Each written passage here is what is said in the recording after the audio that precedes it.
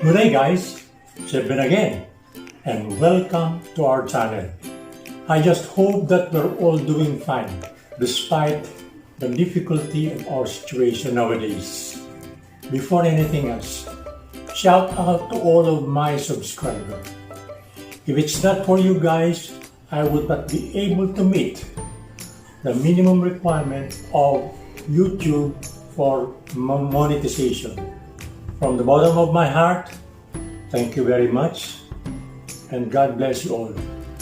First timers, well, if you're a first timer in this channel, I suggest after watching the video, please subscribe, like, click the notification bell, and leave your honest comment.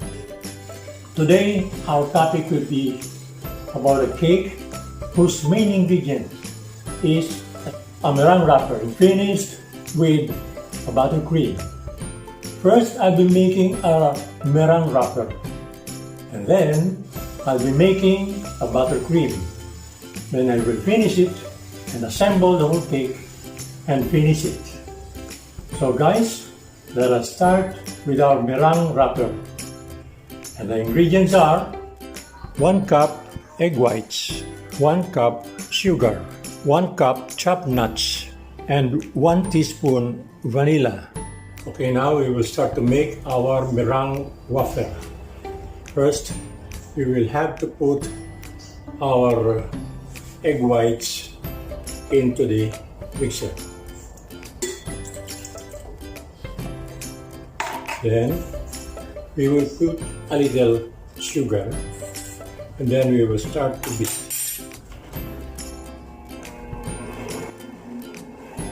We'll beat it until frothy, and then later on we will add the sugar little by little. Okay?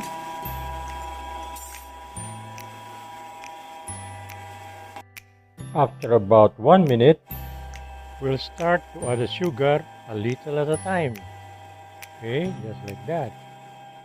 Slowly, a little at a time, until we finish adding all of the sugar. Okay?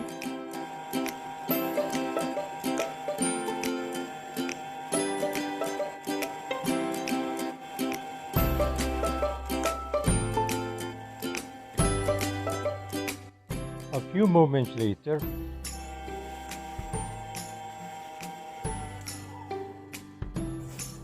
now it is done. We will just add. We will now fold our nuts. First, we will have to take it out of the machine.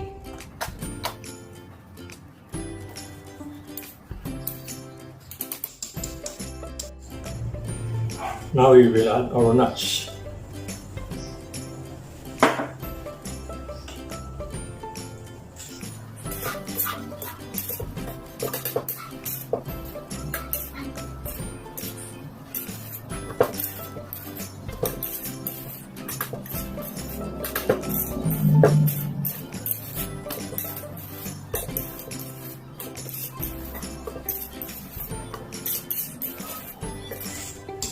And our vanilla.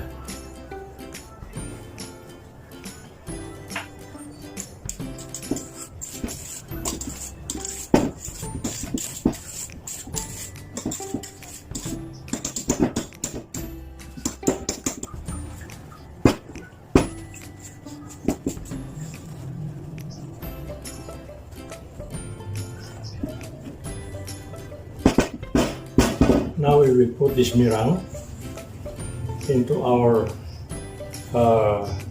tray.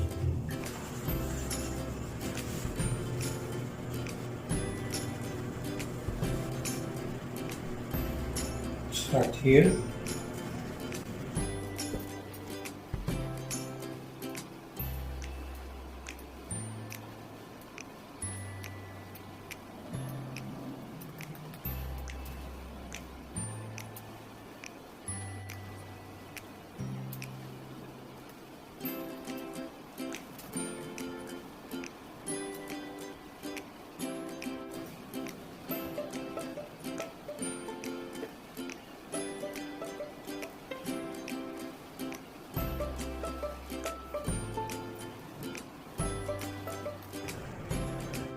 Okay, now we will have to bake this.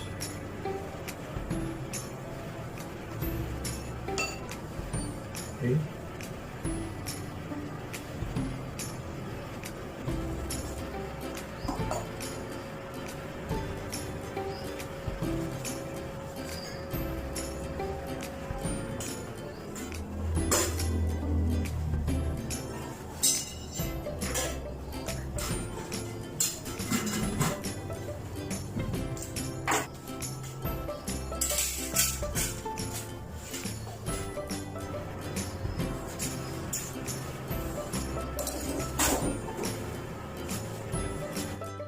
After about 30 minutes, now it's almost brown, light brown, so I guess we'll have to take it out.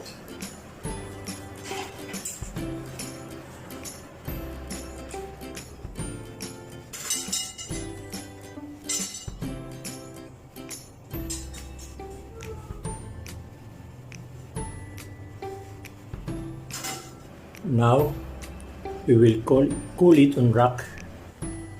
So guys, our meringue wafer is now ready. The next thing that we will do is to make the buttercream.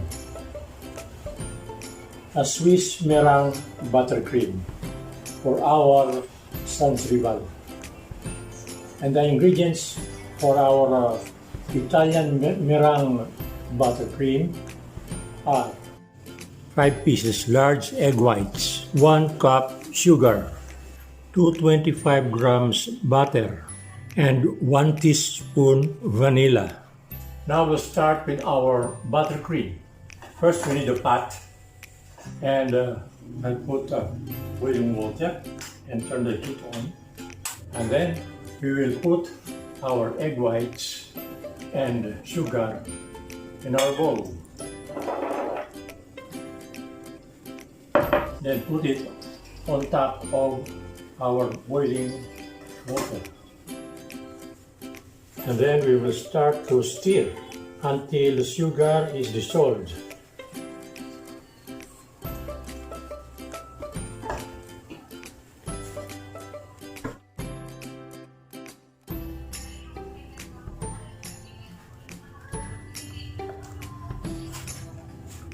We will put this in our mixer.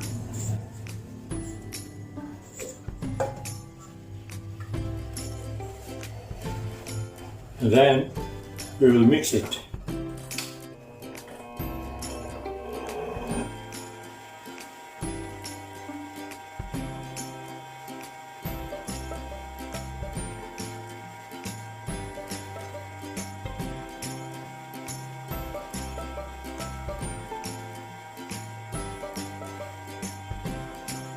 After about 5 minutes of beating,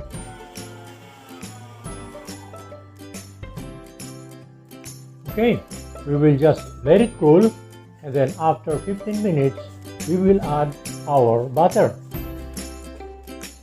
After 15 minutes, okay, now that the mixture is cold, it's completely cooled down, we will start to add our butter. So we will just be adding our butter slowly, little by little, so that it will completely blend with our meringue. Okay, so we'll just do it slowly, like that. Okay, until we all consume our butter.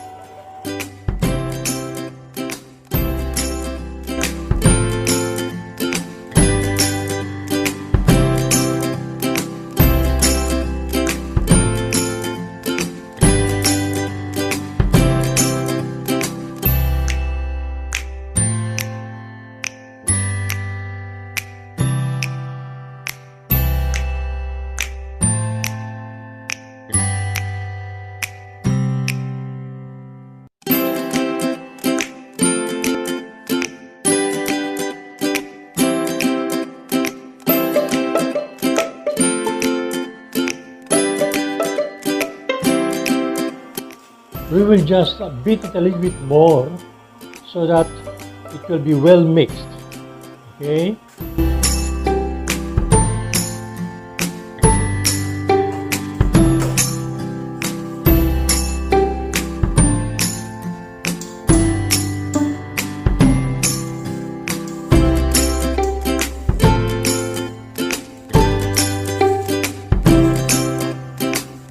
Now our vanilla.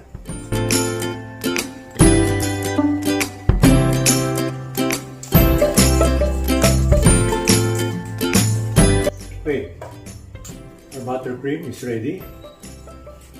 Okay, now we will just transfer our buttercream in another bowl so that we could easily use it later on.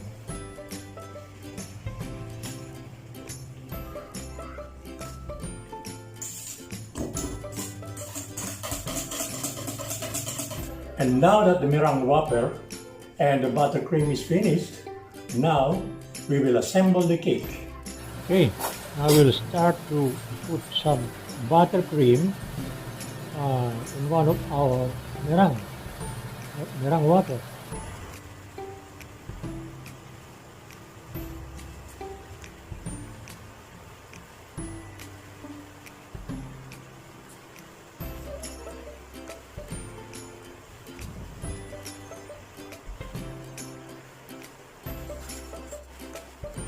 Okay, now we'll flatten it using our spatula, okay, so that we can put another meringue on top of this one. Okay, now we'll put another one on top, and then we'll be adding buttercream again, and then we will flatten it again, then we will put again another meringue later on. Okay.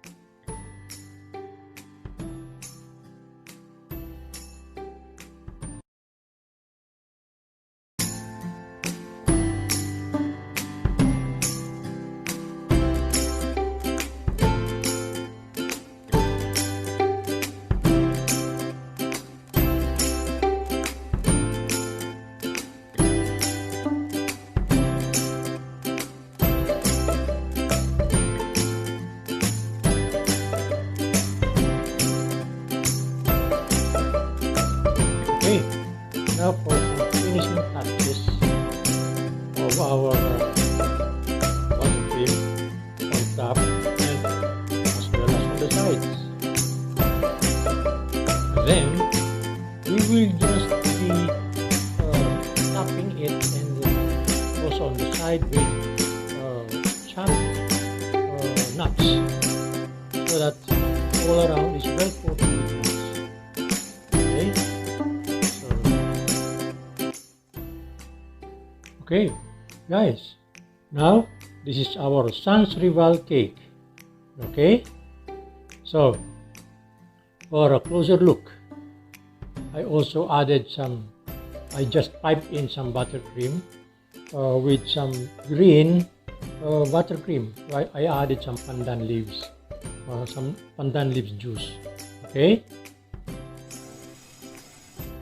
okay, our cake ready to serve tonight, to be served as dessert. Okay.